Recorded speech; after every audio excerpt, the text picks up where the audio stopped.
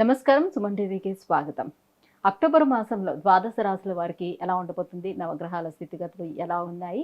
ఏ రాశుల వారు ఎటువంటి పరిహారాలని పాటించుకోవాలి? ఈ అంశాన్ని తెలియజేసేందుకు మనతో పాటు ఉన్నారు ప్రముఖ ఆస్ట్రాలజిస్ట్ మరియు వాస్తు వేదిక నిపుణులు దేవి ఉపాసకురాలు అయినటువంటి శ్రీమతి జయప్రద గారు మనతో పాటు ఉన్నారు. అమ్మని అడిగి మరిన్ని విషయాలు తెలుసుకుందాం.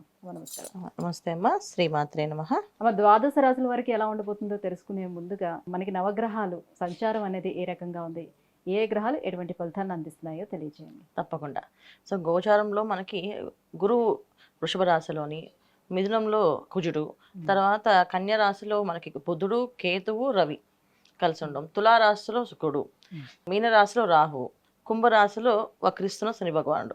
సో ఈ కాంబినేషన్లో ఈ మాసంలో ఏంటంటే ఈసారి గోచారంలో ఈ గ్రహాలు ఎలా ఉన్నప్పటికీ కూడా సో గురువు అక్టోబర్ 9 వరకు వృషభ రాశిలో ఉంచి 10వ తారీఖు నుంచి వక్రగతికి చెందుతున్నాడు. అంటే ఆయన అక్కడే ఉండి వెనక్కి తిరిగి చూడడం. సో వక్రించడం, వెనక్కి తిరగడం. వక్రించడం అంటే మనకు మేషాన్ని మళ్ళీ మీనాన్ని అలా చూసుకుంటూ రావడం అనమాట. సో దీనివల్ల ఏంటంటే కొన్ని రాశులకి అనుకూలంగా, కొన్ని రాశులకి ప్రతికూలంగా ఫలితాలు వస్తున్నాయి ఈ మాసంలో. తర్వాత వచ్చేసి రవి, బుధుడు, కుజుడు స్తంభించడం. కుజుడు 20వ తారీఖుకి కర్కాటక రాశిలో వచ్చి మళ్ళీ తిరుగమనం మళ్ళీ మిథున రాశిలోకి వస్తున్నాడు.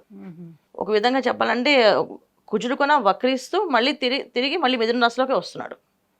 సో 20వ తారీఖు వరకు మిథునంలో ఉన్న కుజుడు కర్కాటకానికి మారుతున్నాడు. కర్కాటకం మారిన తర్వాత మళ్ళీ ఒక 20 రోజులకి మళ్ళీ ఆయన తిరిగి సింహంలో రావాలి కదా, ఆయన మళ్ళీ వెనక్కి వెళ్ళి మళ్ళీ మిథునంలోకి వెళ్తున్నాడు. సో మళ్ళీ వెనక్కి వెళ్ళి మిథునంలో ఉండడం వల్ల ఏంటంటే కొన్ని రాశులకి మళ్ళీ ప్రతికూలమైన ఇబ్బందులు, కొన్ని రాశులకి అనుకూలంగా ఉన్నాయి. చాలా కాలం అక్కడే ఉండడం జరుగుతుంది కుజుడు. అంటే ఇది నీ కుజస్తంభన అంటాం. సో కుజుడు ఒక్కొక్కసారి స్తంభించి అలా ఉండిపోతుంటాడు. సాధారణంగా అయితే ఆయన ఎక్కువ రోజులు ఉండరు కదా, ప్రతి మాసం మారుతూ ఉంటాయి. మాసగ్రహాలన్నీ ఏంటంటే రవి కానీ, బుధుడు, కుజుడు, శుక్రుడు వీళ్ళు ప్రతి మాసము మారుతూ ఉంటారు. బుధుడైనా, శుక్రుడైనా, కుజుడైనా మారుతుంటారు. ఒక్కొక్కసారి ఏంటంటే కొన్ని రాశులు అంటే రవికి, చంద్రుడు తప్ప మిగతా అన్ని కూడా వక్రించే అవకాశం ఉంది. అంటే వెనక్కి తిరగడం కానీ, అలా స్తంభించి ఉండిపోవడం కానీ జరిగే అవకాశం ఏంటంటే ఈ గ్రహాలు శుక్రుడికి, కుజుడికి, గురువుకి ఇలా కాంబినేషన్ వీళ్ళకు ఉంటాయి. సో రవిచంద్రుడు ఎప్పుడు కూడా వక్రించారు, వాళ్ళు ముందుకే వెళ్తారు. ముందు గమనం కానీ వెనక అనేది రాదు. సో మిగతా రాశుల్లో మాత్రం ఈ ప్రభావం అనేది ఉంటుంది. అయితే ఈ ప్రభావం ఎప్పుడు దాకా ఉంటుంది అంటే ఒక్కొక్కసారి అవి చెప్పలేము అనమాట. అవి స్తంభిస్తే అవి ఎక్కువ కాలం, సంవత్సర కాలం కూడా ఉండే అవకాశాలు ఎక్కువగా ఉంటాయి. అది కుజుడైనా, గురువు వక్రించినప్పుడు కూడా ఒక్కొక్కసారి రేపు గురువు వక్రించేది 119 రోజులు ఉంటున్నాడు ఆయన వక్రించి.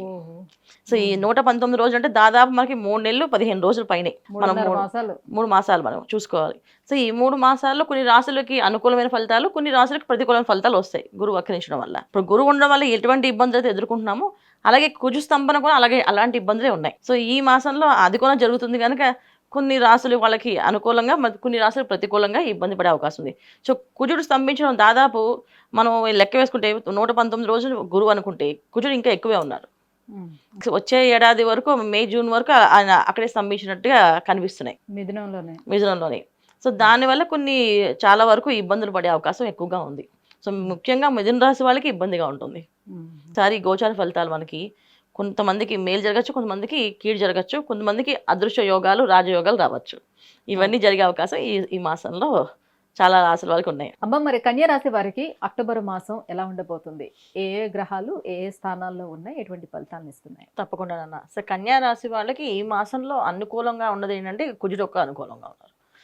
కుజుడు ఒక్క అనుకూలం లాభస్థానం, దశమ స్థానంలో ప్లస్ లాభస్థానంలో కుజుడు ఉన్న మార్పు వల్ల కుజుడు వచ్చే ఫలితాలు ఏంటంటే వీళ్ళకి ధైర్యాన్ని ఎక్కువగా ఇస్తాడు.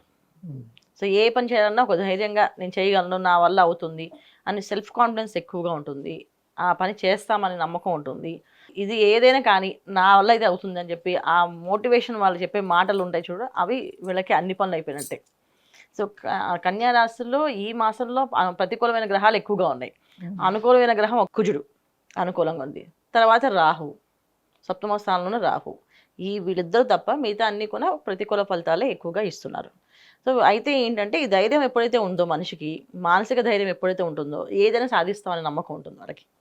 సో ఆ ధైర్యాన్ని ఇవ్వడం వల్ల చాలామంది వాహన యోగం కానీ, గృహయోగం కానీ చేసేస్తాం, సాధిస్తామని చెప్పి ముందుకు వెళ్తారు. సో మెయిన్ కుజుడు వీళ్ళకి అనుకూలంగా ఉండడం వల్ల లోన్లు బాగా వస్తాయి. సో అందుకని లోన్లు తీసుకోవడం కానీ పెట్టుకోవడం కానీ కొనుక్కోవాలనుకున్న వాళ్ళు కొనుక్కోవడం కానీ జరుగుతుంది. కాకపోతే నా ఉద్దేశం ఏంటంటే వాళ్ళ లోన్లు ఎంతప్పటికి వచ్చినప్పటికీ కూడా ఎప్పుడైనా సరే ఒక కాలం అని ఉంటుంది, మంగళవారం అప్పు చేస్తే అప్పు తీరదని, జీవితంలో అప్పు తీరదని. అలాగే కుజుడు అనుకూలంగా ఉండాలని మనకి లోన్ల అవకాశం ఉన్నప్పటికీ కూడా మనం తీసుకోకుండా ఉండడం అనేది ఉత్తమ ఫలితం. ఎందుకంటే తీసుకుంటే ఆ లోన్ ఎప్పటికీ కడుతూనే ఉంటాం. ధైర్యము సాహసం అన్నీ మంచివే, కాకపోతే ఏంటంటే కొన్ని అప్పులు చేసే విషయంలో కొంచెం జాగ్రత్తగా ఉండడం మంచిది. తప్పని పరిస్థితి కాన్వర్ట్ సిచ్యువేషన్ అయితే కానీ తప్ప తీసుకోకుండా మంచి ఫలితాలు వీళ్ళకి అంటే రానున్న రోజుల్లో హ్యాపీగా ఉంటారు. ఇప్పుడు అప్పులు అనేది ఆటోమేటిక్గా వచ్చేస్తాయి, పుట్టేస్తే వీళ్ళు తీసేసుకుంటారు, కానీ తీర్చడం అనేది చాలా కష్టంగా అవుతుంది వీళ్ళకి. సో అందుకని ఏంటంటే ఆ ఒక్కదానికి వెళ్లకుండా మిగతా అన్ని విషయాల్లో చేసుకోవచ్చు. ఇప్పుడు ఒక ఉద్యోగం కోసం ప్రయత్నం చేస్తున్నారు, సో ఉద్యోగం ప్రయత్నం వీళ్ళ ధైర్యమే వీళ్ళు కాపాడేస్తుంది, ఖచ్చితంగా ఉద్యోగం వస్తుంది. వ్యాపారంలో మెలకువలు తెలుసుకోవాలనుకుని లేదా వ్యాపారం సంబంధించిన విషయాల్లో కలిసి ఇద్దరం పార్ట్నర్స్గా పెట్టుకొని చేద్దాం అనుకునే వాళ్ళ దాంట్లో వీళ్ళు ధైర్యంగా వేసి ఒక స్టెప్ వేసి వాళ్ళతో పాటు కలిసి చేద్దాం అనుకున్నప్పుడు బాగుంది. అయితే ఎవరెవరికి ఇంకా బాగా రాణిస్తుంది అంటే ఆటోమొబైల్స్ బిజినెస్ చేసే వాళ్ళకి, ఐరన్ సంబంధించిన బిజినెస్ చేసే వాళ్ళకి, ఆయిల్కి సంబంధించిన బిజినెస్ చేసే వాళ్ళకి కొంచెం అనుకూలంగా ఉండి ఇబ్బందులు లేకుండా ఉన్నాయి. సో ఆటోమొబైల్స్ వాళ్ళకైతే బ్రహ్మాండంగా ఉంది, ఆయిల్ బిజినెస్ వాళ్ళకి కొంచెం 50-50 ఛాన్సెస్ వాళ్ళకి కూడా. సో మిగతా రంగాల్లో వ్యాపారాలు చేసే వాళ్ళకి కొన్ని విషయాలు దశమస్థానంలో కుజుడు, లాభస్థానంలో కుజుడు మార్పు వచ్చడం వల్ల తెలియని ఖర్చులు, విదేశీ ప్రయాణం కానీ లేదా ఏదైనా టూర్కి వెళ్దామని కానీ తీర్థయాత్రకు వెళ్దామని కానీ ఉంటుంది. సో తీర్థయాత్రకు వెళ్తే పుణ్యం వస్తుంది, కానీ విహారయాత్రకు వెళ్తే ఇబ్బందులు వస్తాయి. సో విహారయాత్రలు ప్రయత్నం చేయకుండా తీర్థయాత్రకు వెళ్ళొచ్చు. సో స్వస్థానంలో కేతు ఉండడం వల్ల ఎటువంటి ఫలితాలను ఎప్పుడైనా సరే ఆయన నిక్షిప్తంగా ఉంచి ఒకేసారి బయటికి బాంబు పిలిచాడు పిలుస్తాడు. ఏ సమస్య అయినా, ఒక డయాబెటీస్ అనుకోండి, ఒక థైరాయిడ్ అనుకోండి, ఏదైనా సరే ఒక సమస్య వచ్చిందంటే అది ఒకేసారి పేలుస్తుంది. ఓ ఇది వచ్చింది అని చెప్పేసి దానికి ఏంటంటే భయం వేస్తుంది, ఆందోళన పడతాం. సో సప్తమ స్థానంలో ఉన్న రాహు ఏంటంటే ఎప్పుడు కొన్నా మనుషులందరూ మేము ఉన్నాం నువ్వు చేసే చెప్పేసి అంటారు. అంటే ఎలా అంటే ఇప్పుడు 10 మంది నించొని అందరికి ఈత వచ్చినా సరే ఈ అబ్బాయిని పని వేళ నువ్వు దూకే అని చెప్పి తోసేస్తారు. సో ఈ అబ్బాయి అందరూ చెప్తారు అని చెప్పి ఈ అబ్బాయి దూకుతారు, ఈ అబ్బాయికి ఆ ప్రమాదం వచ్చే అవకాశం ఉంటుంది. ఈత వచ్చినప్పటికి కూడా తెలివైన వాళ్ళు అన్ని విషయాల్లో తెలివిగా తెచ్చుకున్న వాళ్ళు కూడా బోల్తా పడే అవకాశం ఎక్కువగా ఉంది సప్తమ రాహు ఉండడం వల్ల. సో అందువల్ల ఏంటంటే కొన్ని విషయాలు జాగ్రత్తగా ఆచితూచి నవమంలో ఉన్నటువంటి గురువు ఎటువంటి ఫలితాలను ఇవ్వడం వక్రిస్తున్నాడు కదా 9వ తారీఖు నుంచి ఆయన. ఎప్పుడైతే వక్రగమనంలోకి వెళ్ళారో శని భగవాన్ ఒక ఫలితాలు అనేవి కూడా వీళ్ళకి ఏంటంటే తక్కువ. సో మెయిన్ ఏంటంటే గురువు ఒక అనుగ్రహం అనేది ఎప్పుడు కూడా కన్యా రాశి తక్కువే ఉంటుంది. ఎందుకంటే కన్యా రాశిలో గురువు అనేది అంత మంచి ఫలితాలు ఎప్పుడు ఇస్తుంది అన్నానికి. సో ఒక గురువు అనే గ్రహం ఎప్పుడు కూడా ఏంటంటే మంచిది, అంటే ఒక దైవ బలం దైవశక్తి. మన ఇంట్లో దేవుడు దీపారాధన చేస్తాం, పాజిటివ్ ఎనర్జీ ఉంటుంది. దీపారాధన చేయలేదు, నెగిటివ్ ఎనర్జీ ఉంటుంది, పాజిటివ్ రాదు. సో ఎప్పుడైతే దీపం వెలుగుతూ ఉంటుందో ఆ ఎనర్జీ పనిచేస్తుంటుంది. సో గురువు ఒక ఆరాధన, గురువుని ఒక స్మరించుకుంటుంటే ఆ ఎనర్జీ పనిచేస్తుంటుంది వీళ్ళకి. సపరేట్గా రావాలని ఏమి ఉండదు. కాకపోతే వీళ్ళు ధైర్యం ఎక్కువగా ఉండి ప్రతి విషయంలో మీరు చేయగలం అనే కాన్ఫిడెన్స్ ఏదైతే ఉందో అది సెల్ఫ్ కాన్ఫిడెన్స్ మంచిదే, కానీ దాని ఒక్కొక్క విషయాల్లో కొన్ని విషయాల్లో అది ఓవర్ కాన్ఫిడెన్స్గా వెళ్ళినప్పుడు వాళ్ళు ఇబ్బంది పడతారు. సో అది ఫస్ట్ వీళ్ళు తెలుసుకోవాలి ఏంటంటే ఇది నేను చేసే పని కరెక్ట్గా చేయగలనా లేదా అని. మరి అన్ని గ్రహాలు వీళ్ళకి అనుకూలించాలి అని అంటే ఏ దైవారాధన చేసుకోవాలి, ఎటువంటి పరిహారాలను పాటించాలి? తప్పకుండా ఇది దశమస్థానంలో కుజుడు లాభస్థానంలోకి వస్తున్నప్పుడు కుజుడు ఒక ఫలితాలు ఎక్కువగా రావాలి కనుక గణపతి ఆరాధన వీళ్ళు చేసుకోవాల్సింది. సో గణపతి ఆరాధన గం గణపతే నమః, గం గణపతే నమః, గం గణపతే నమః 108 సార్లు తక్కువ కాకుండా జపం చేసుకుంటూ బయటికి వెళ్తే అన్ని పనులు అవుతాయి. సో గణపతిని ఆరాధించడం వల్ల ఏ విఘ్నాలు రాకుండా ఆయన అన్ని పనులు అనుకూలంగా మారే అవకాశం ఎక్కువ చేస్తారు. సో విఘ్నాధిపతి కదా ఆయన పూజిస్తే మనకు అన్ని విఘ్నాలు తొలగిపోతాయి.